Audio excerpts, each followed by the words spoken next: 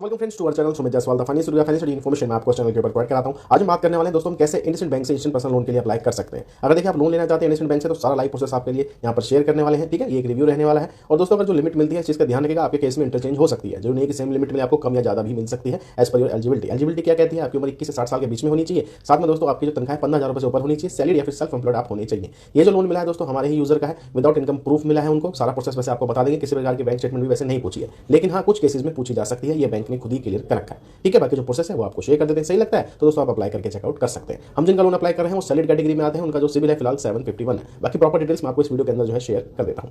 दोस्तों ये है ऑफिशियल वेबसाइट इंडसइंड बैंक की, इसी का ही लिंक मैंने आपको डिस्क्रिप्शन में दे दिया है। डायरेक्टली आप इसी पेज के ऊपर आ जाएंगे। सबसे पहला स्टेप आपका ये रहने वाला है कि आपने डालना है जी पैन कार्ड का नंबर अपना, आपका फोन नंबर जो कि आधार कार्ड के साथ दोस्तों लिंक होना चाहिए। ठीक है, उसके बाद नेक्स्ट के ऊपर क्लिक करेंगे। खैर मैं आगे आपको प्रोसेस बता दूंगा, लेकिन इसकी टर्म्स एंड कंडीशन क्या है उसके बारे में बात कर लेते हैं। चलिए थोड़ा सा स्लाइड करते हैं इसको। और यहाँ पर आप देखेंगे भाई एलिजिबिलिटी क्राइटेरिया सबसे पहले क्या है। एलिजिबिलिटी क्राइटेरिया ये कहता है कि आपकी उम्र जो है दोस्तों 21 से 60 साल के बीच में होनी चाहिए और तनख्वाह आपकी 15,000 रुपए से ऊपर होनी चाहिए। अब जिनका लोन हम अप्लाई कर रहे हैं उनकी जो तनख्वाह है दोस्तों वो 31,000 रुपीज है, यानी कि 31,000 रुपए। सिविल स्कोर है दोस्तों 751 यानी कि 751। और दो लोन एक्टिव है, एक क्रेडिट बी से और एक दोस्तों मनी व्यूज है। ये भी मैंने आपको क्लियर करके बता दिया है पहले। ओके, तो सैलरी कैटेगरी वाले हैं और 31,000 रुपए तनख्वाह है, 751 सिविल है। डॉक्यूमेंट्स क्या क्या चाहिए वो भी आप देख लीजिए। अब यहाँ पे देखिए क्लियरली लिखा हुआ है, यहाँ पे क्या चाहिए? Aadhaar card, PAN card, address proof, यानी कि आधार कार्ड पैन कार्ड ही यहाँ पर चाहिए होगा। अब यहाँ पे लिखा है 6 मंथ की बैंक स्टेटमेंट ऑप्शनल है, ये पूछी जा सकती है। ठीक है, अगर आपका देखिए सिविल स्कोर बढ़िया है, सारी ट्रैकिंग अच्छी है तो आपको विदाउट इनकम प्रूफ मिल जाएगा। नहीं तो दोस्तों आपको यहाँ पे बैंक स्टेटमेंट पूछा जा सकता है, इस चीज का थोड़ा सा ध्यान रखिएगा। हालांकि सैलरी और सेल्फ एम्प्लॉयड दोनों ही दोस्तों अप्लाई कर सकते हैं। चलिए अब एक काम कर लेते हैं कि यहाँ पे ये बेसिक डिटेल डालते हैं और नेक्स्ट ऑप्शन के ऊपर पहुंच जाते हैं।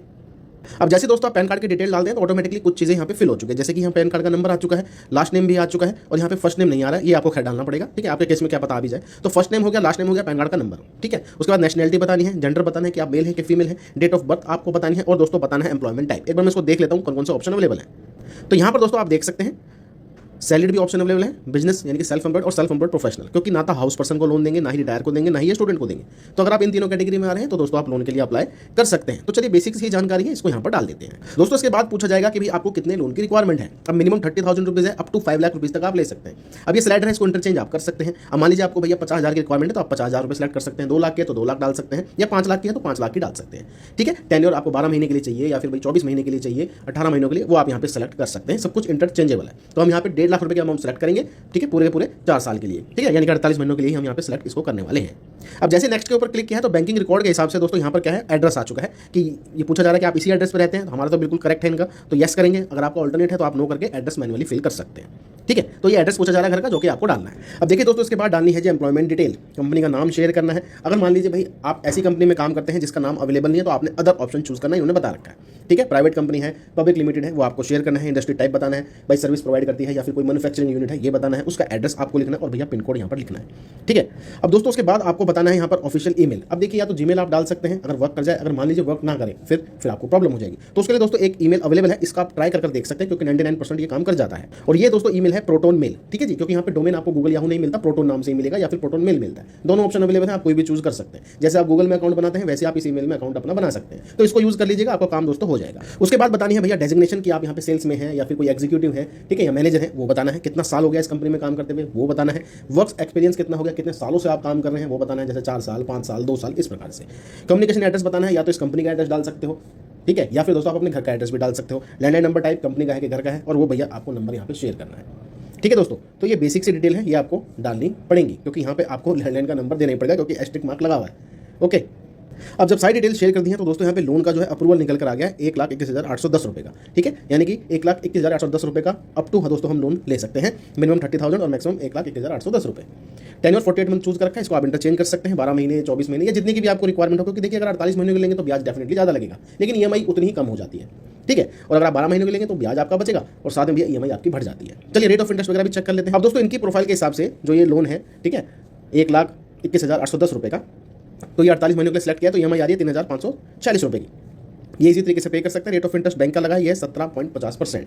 हालांकि बैंक का है तो यार 14-15 के आसपास आता तो ज़्यादा बेटर रहता, फिर भी जो आया है मैं तो वही बता रहा हूँ आपको, 17.50% के हिसाब से ये लोन जो है इंटरेस्ट रेट लगाया गया है।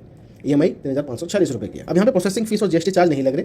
अब इनकी प्रोफाइल के हिसाब से नहीं लग रहे, आपके प्रोफाइल के हिसाब से हो सकता है कि प्रोसेसिंग फीस लग जाए 1% या 2% के आसपास लग भी सकती है। ऐसी कोई गारंटी नहीं है क्योंकि ये सब कुछ प्रोफाइल के हिसाब से चेंज होता है, एरिया के हिसाब से चेंज होता है। अब इनका अकाउंट भी है इंडसइंड बैंक में, तो हो सकता है इसलिए ना भी लग रही हो, अगर आपका नहीं है तो हो सकता है लग भी जाए, ठीक है। अब स्टैम्प ड्यूटी है 650 रुपये। अब ये कह रहे हैं कटौती करने के बाद 1,21,810 रुपये में से खाते में पैसे आएंगे 1,21,160 रुपये। तो वैसे देखा जाए चार्जेस वगैरह कुछ ज़्यादा नहीं है यहाँ पर, रेट ऑफ इंटरेस्ट भी ठीक ठाक है, ये तो नहीं कहेंगे बहुत ज़्यादा, ये भी नहीं कहेंगे कि कम है। अब जैसे प्रोसीड करेंगे तो यहाँ पे बैंक अकाउंट की जो डिटेल है वो शेयर कर दी गई है, ऑटोमेटिकली फिल है क्योंकि दोस्तों इनके नंबर पे ये अकाउंट लैच है, तो ये ऑटोमेटिकली इसने उठा लिया और यहीं पे आपको अकाउंट नंबर शेयर करना है जिसमें आप पैसा लेना चाहते हैं और यहीं से दोस्तों आपको ऑटो डेबिट लगाना है। तो इनका तो खैर है, तो कुछ ज़्यादा चेंजेस करने की जरूरत नहीं है, ऑलरेडी सब कुछ फिल है, बस OTP आएगा तो इनका नेक्स्ट भी इनेबल हो जाएगा। ओके, तो ये कहानी है दोस्तों इंडसइंड पर्सनल लोन की। अगर आप अप्लाई करना चाहें तो विदाउट इनकम प्रूफ भी आप ले सकते हैं। जब आप प्रोसेस कंप्लीट कर लेंगे तो ये आ जाएगा भाई thank you for your interest, और भाई एप्लीकेशन हो गई है, जैसी प्रोसेस होगा आपको SMS वगैरह के थ्रू बता दिया जाएगा। तो देखिए दोस्तों, वैसे तो मैंने आपको सारे स्टेप्स बता दिए हैं, लेकिन जो मेन पॉइंट्स है मैंने आपको वो भी बताया कि फिलहाल देखिए हमने सैलरीड कैटेगरी में अप्लाई किया है, 751 सिविल था और भैया इन्होंने कंपनी की डिटेल शेयर करी है, उनका लैंडलाइन नंबर वगैरह भी मांगा है, तो शायद इसलिए जल्दी प्रोसेस यहाँ पर हो गया होगा। बाकी एडिशनल रिक्वायरमेंट्स कुछ हो पूछना चाहते हो आप पूछ सकते हो, ईमेल का लफड़ा रहता है वो खैर मैंने आपको वो भी बता दिया कि आप प्रोटोन मेल का इस्तेमाल कर सकते हैं। वैसे प्रोसेस बता दिया गया है, इंडसइंड से कैसे लोन लेना है वो भी आपको खैर बता दिया गया है। तो ऐसी जानकारी के लिए चैनल को सब्सक्राइब कीजिएगा, वीडियो को भी लाइक और शेयर कर दीजिएगा। चलिए दोस्तों, मिलते हैं आपको दूसरी वीडियो के अंदर।